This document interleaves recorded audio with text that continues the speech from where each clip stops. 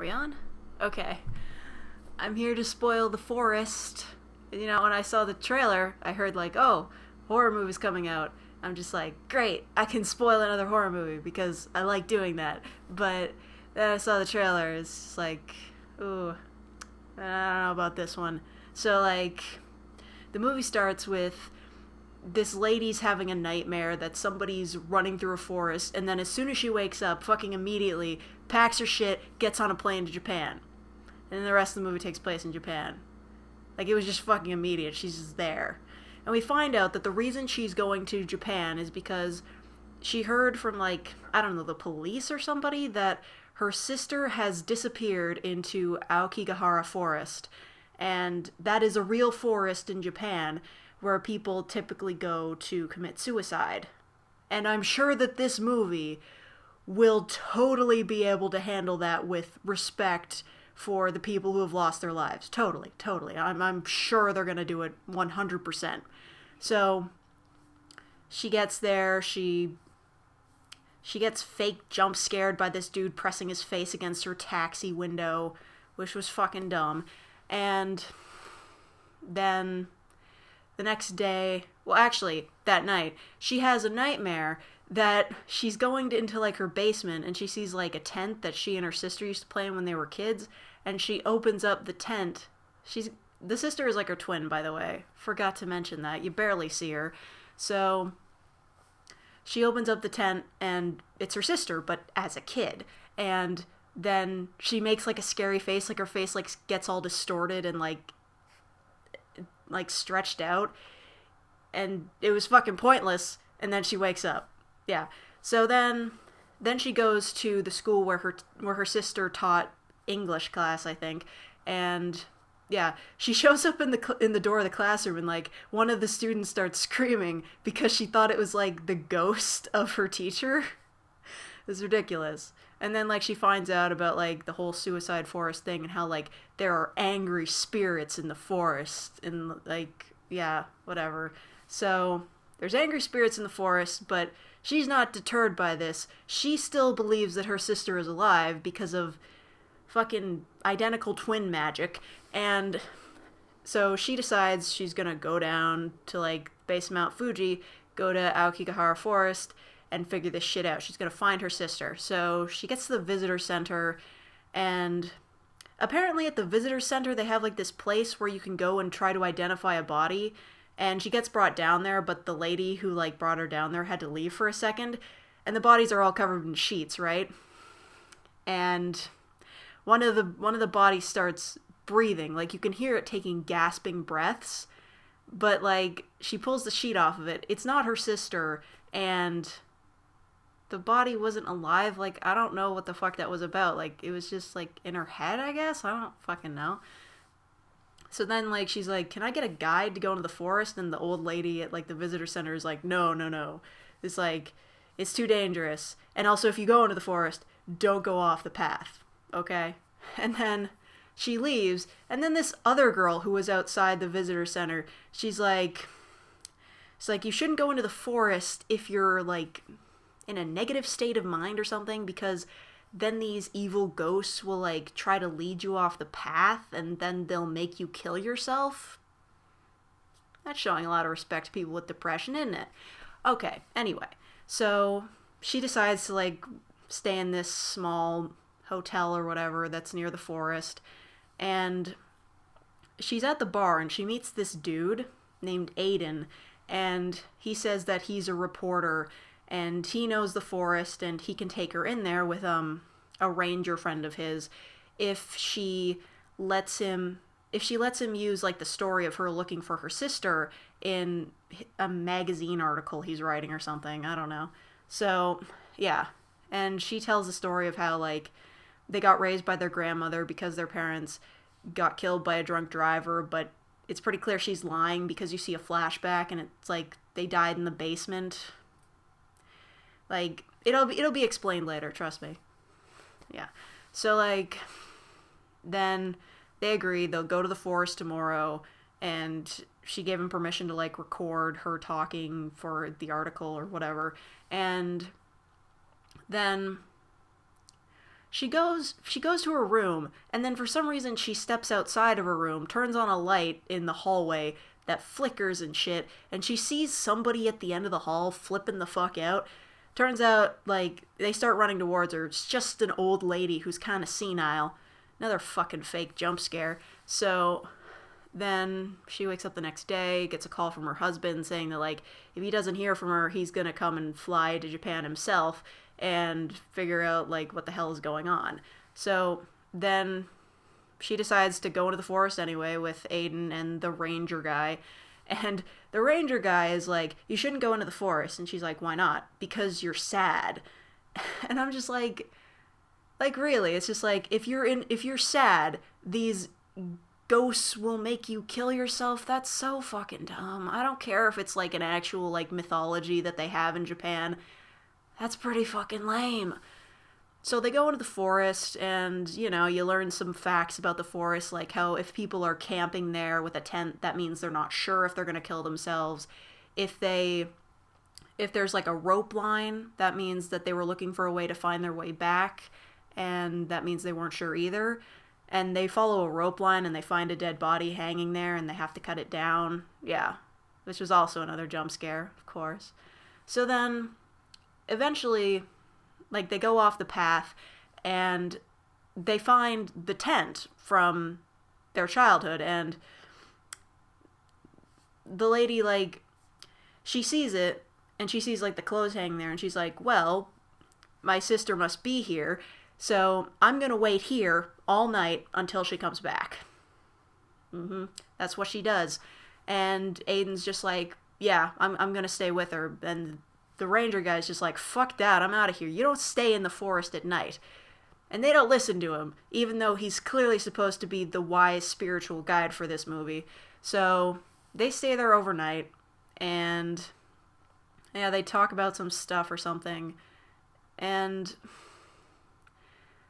like, she goes to sleep in the tent, and then, like, she wakes up and has a dream that, like, something's grabbing her from outside the tent, and then she goes outside the tent and she sees, like, the covered up sheet bodies from earlier and that old lady running at her. And then she wakes up for real, and she leaves the tent and she sees something in the forest, and she chases after it. And it turns out it's like a fucking Japanese schoolgirl who's just there, and she's like, I know your sister Jess. And she's like, really? Do you know where she is? And she says, don't trust him. She's like, and then she fucking books it. And, like, the lady tries to follow her, and she falls and cuts her hand. And then Aiden finds her. He's like, okay, we gotta get back to the campsite, whatever. And, yeah, then he bandages up her hands, and then in the morning he's like, we gotta go. And she's like, wait, I want to wait for my sister. And he's like, you gotta get stitches or some shit. We need to get the fuck out of here. So then they start leaving. And, oh my god. I just throughout this movie, I was just like, is it fucking over already? That's what I wanted to know. This movie is like an hour and a half, and, like, it felt like fucking 3 hours. I just, like, every 5 minutes, I was just like, is it fucking over yet? Because it was so fucking boring. And, like, yeah. So they start leaving, and they're following the river down the mountain, and Sarah's like, oh yeah, that's right, her name was Sarah. Holy shit, how did I forget that? Anyway, Sarah's like, she sees a body floating down the river, and it's not, like, in her head or anything, because the ranger guy was like, if you see anything weird, it's all in your head. Fine. So then the river, like, switches directions, and they're getting all confused, and for some reason, Sarah's just like, she starts thinking that, like, Aiden's lying to her, he's not even a reporter, it was never really resolved in any way, so she fucking books it. She hauls ass, and she finds, like, a spool of rope, and she's like, I know, I'll use this to find my way out. If I get lost, I'll just turn around and follow the rope. So she takes it and, like, she starts rolling it out while she's, like, booking it from Aiden. He's, like, somewhere else. So then she rolls it out and she hears a bunch of voices saying, Sarah, turn back, or Sarah, go back. And she's like, no, you're just in my head. And then, like, you see, like, these dead bodies in the background, and then one's behind her. So she books it and she falls down a hole into a cave. And you know what? Like, you know how, like, a bunch of movies have, like, the moment that's, like, they have a part that's, like, this is, like, the holy shit scary moment. This is the one you're gonna remember after you leave the movie.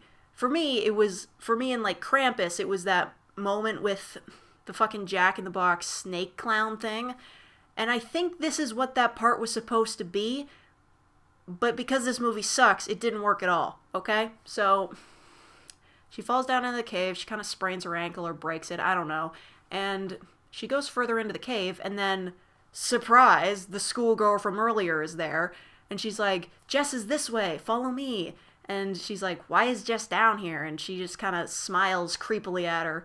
And then she follows her into a cave, another part of the cave, and then she dramatically lifts her cell phone light up to look at her face, and it's like, it's become all demonic and spooky and like all freaky, and then she starts chasing after her, and then she's running back through the cave, and there's all this, like, creepy faces leering at her, and it's not fucking scary, but good on them for trying. And then she makes it back, and, like, she gets back to, like, the hole she fell from. Undertale reference here. And then Aiden's there, and he heard her, and then he's like, hold on, I'll go get something to pull you up with. And while he's gone, she sits down, and she's like, it's not real, it's all in your head. And then she sees, like, a viewfinder in like, a pile of leaves, and she picks it up, and, like, she starts looking through it, and it's, like, photos of what happened the day her parents died. And she goes through it, and then, like, they're going down into a basement, and then as soon as, like, she flicks to another one, and it's just a photo of, like, a door at the bottom of the basement, and then spooky face pops up, relative to nothing, and yeah. And then Aiden comes back, pulls her up out of the hole, and while that's going on, the ranger guy from earlier found, like, their campsite was empty, so he went to go get the cops, and yeah. So Aiden says he found, like, a ranger station or something, and before they go there, Sarah's like, I need to clean up at the river. So she goes down there. She wants to wash off her cuts, but it was so predictable. She pulls off, like, the cloth that's covering it. Maggots, of course. She's got maggots in her hand and under her skin, and then she looks away for a second, looks back, and they're gone. And of course, you know, that's just how it goes. So they make it to the ranger station, and, like, I don't know, like, they're sort of hinting that, like, Aiden might have been here before, and, like, he's been going crazy, and he's gonna kill her or something. I don't really know. You couldn't really tell if it was, like, her going crazy or Aiden was crazy the whole time. So they get there, and they find out that, like, well, she goes back into the other room, and she sees, like, a door that she assumes is to a basement that is locked, and yeah, so she's like, why would they lock this? And Aiden's fucking with a radio he found, just to, like, see if they can contact anyone, I guess. And then, like, Sarah hears Jess's voice, and instead of just thinking it's the fucking forest fucking with her again, like, she's like, Jess, are you there? And then a piece of paper slides under the door, and it says, is Aiden here? And she writes back, yes. And the note comes back out. It says, he'll kill us both. Get the key. Of course. So then she finds a knife in a drawer, threatens him with it, and he says, the key's in my boot or something. And then he fights back against her. They get into a bit of a tussle, and then she stabs him. Kind of by accident, but she still stabs him, and then he dies. Yeah. And while this is going on, like, apparently Jess, like the real Jess, made it back to the campsite and was chilling there, but like I don't know, there was some noise in the woods and she booked it. And while this is going on, the cops and Sarah's husband are entering the forest themselves so that they can find them. Yeah, fine. So, yeah. And then after Sarah killed Aiden, she looks over and she sees that the basement door is already open. So she goes there and she sees like the kid version of her sister at the bottom of the stairs, seeing their parents dead, and she covers her eyes. Like she grabs the kid and like covers her eyes, and then she looks, and then we the audience find out what it really was. It was that the two parents, they were in the basement, and the dad shot the mom and then shot himself, and that's how they both died. And then she's like, "Why, Dad? Why?" And then his corpse wakes up, starts scrambling over to her, which wasn't scary. It's just kind of confusing. And yeah, he grabs her, and she uses the knife she has to like cut at his fingers, and like then she starts running away, and she gets out of the cabin, and then she just starts booking it through the forest, which is suddenly full of like these dead bodies with scary faces. Fine. And then we see that the search party has started to turn around because it's dark, and they make it back to the beginning of the forest. And then Jess, she also catches up to them and she makes it out, and yeah. And they're just like, "Wow, thank God you're safe. Did you see Sarah in there?" And she's like, "I thought she was with you." And they're like, "No." And she's like, "I gotta go back and look for her." And they're like, "No, we're getting you out of here."